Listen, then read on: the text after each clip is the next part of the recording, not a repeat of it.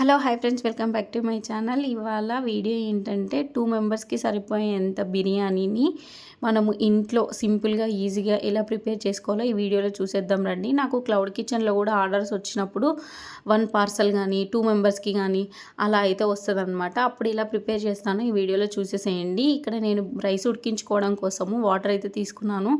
అందులో సాల్ట్, మసాలా దినుసులు అనమాట, ఆకు, స్టార్ ఫ్లవరు, దాల్చిన చెక్క, కరివేపాకు, కొంచెం పుదీనా, కొత్తిమీర ఇవన్నీ వేసేసుకొని బాగా ఉడకబెట్టుకోవాలన్నమాట. షాజీరా కూడా యాడ్ చేసుకోవాలి. అందులో సాల్ట్ వేసుకొని కొద్దిగా ఆయిల్ వేసేసుకొని వాటర్ని బాగా ఉడికించుకోవాలి. ఈలోపు మనము ఇంకో స్టవ్ పైన ఆనియన్స్ని అయితే ఫ్రై చేసుకోవాలి. ఫ్రైడ్ ఆనియన్స్ లేకపోతే బిర్యానీ అసలు ఎందుకో డిఫరెంట్గా ఉంటుంది. అందుకోసమని నేను అవి కూడా మిస్ చేయను. ఫ్రైడ్ ఆనియన్స్ షాప్లో మనకి దొరుకుతాయి అన్నమాట. ఫ్రై చేసిన ఆనియన్స్ అని ప్యాకెట్స్లో దొరుకుతాయి, అవి కూడా తెచ్చుకోవచ్చు. మనం ఇంట్లో కూడా ప్రిపేర్ చేసుకోవచ్చు కదా. అట్లా క్లౌడ్ కిచెన్లో ఆర్డర్స్ వచ్చినప్పుడు మాత్రం అవి వాడతాను. ఇంక ఇక్కడ వచ్చేసి రైస్ అనమాట.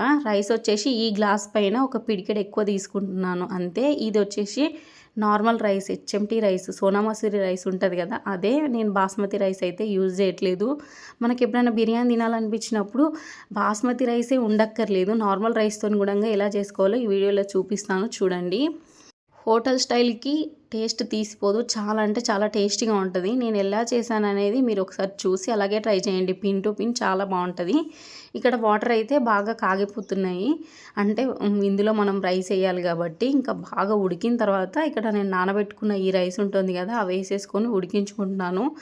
ఈ స్టేజ్లోనే మీరు ఒకసారి ఉప్పు సరిపోయిందా లేదా ఒకసారి చెక్ చేసుకోండి. 2 మెంబర్స్కే కాబట్టి నేను చిన్న చిన్న గిన్నెలు వాడుతున్నాను. మీరు ఎక్కువ క్వాంటిటీలో చేసుకుంటే ఎలాగైనా పెద్ద గిన్నెలు వాడతారు కదా.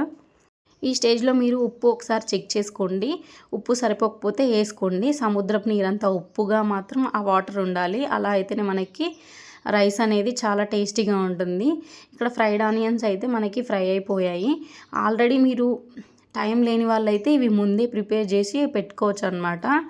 ఆనియన్స్ ఫ్రై చేసి, ఇంకా ఆనియన్స్ అయితే నేను ఫ్రై చేసుకుంటున్నాను. హాఫ్ ముక్క అయితే తీసుకున్నాను, నిమ్మకాయ తీసుకొని మనకు ఉడుకుతున్న ఈ రైస్లో ఇలా పిండామనుకోండి, రైస్ ఒకదానికొకటి అంటుకోకుండా వస్తుంది.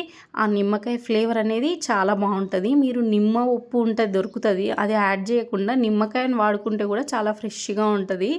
బయట హోటల్స్లలో నిమ్మ ఉప్పు వేస్తారు, దానివల్ల కొంచెం పులుపు, కొంచెం టేస్ట్ వస్తుంది అనమాట. ఆ కమ్మదనం అనేది యాడ్ అవుతుంది, అందుకోసం చెప్తున్నా.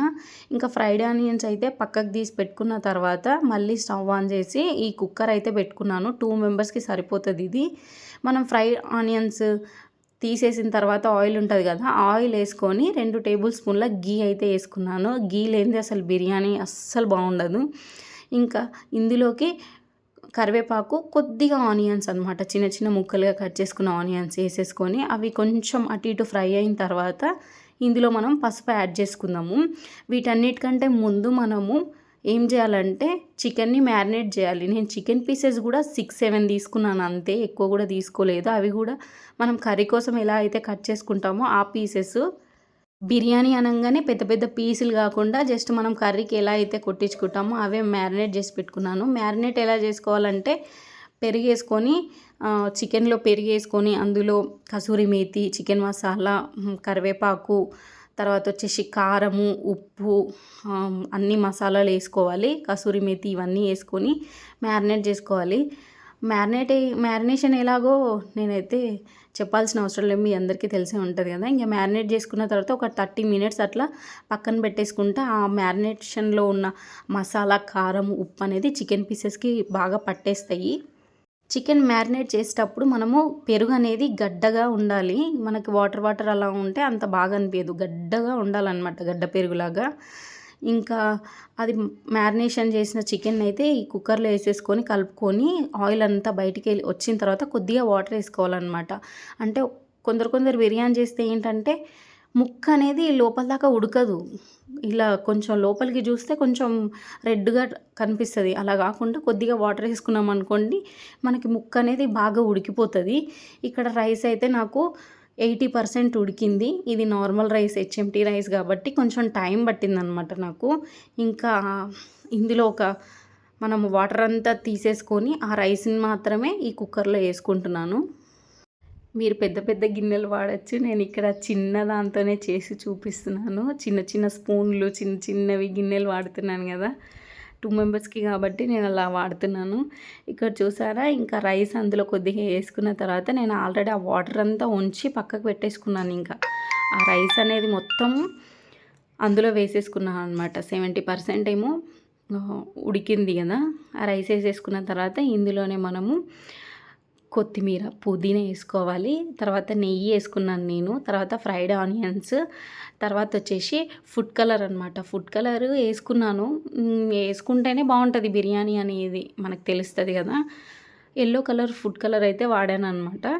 ఇంకా చాలా అంటే చాలా టేస్టీగా ఉంది. మీరు నెయ్యి అయితే వేసుకుంటారు కదా, ఇంకేసుకొని దమ్ పెట్టేసేయడమే.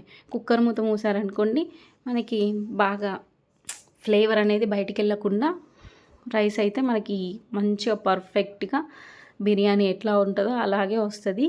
టేస్ట్ అయితే చాలా బాగుంటుంది. మీరు ఎవరైనా ట్రై చేయకపోతే ట్రై చేయండి. అంటే బిర్యానీ రాని వాళ్ళు కూడా ఉన్నారు ఇప్పటికీ.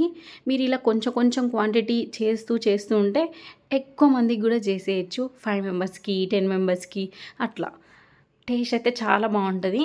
ఇంకా చూసారు కదా, రైస్ అయితే నాకు దమ్ పెట్టుకున్నాను ఒక 15 మినిట్స్.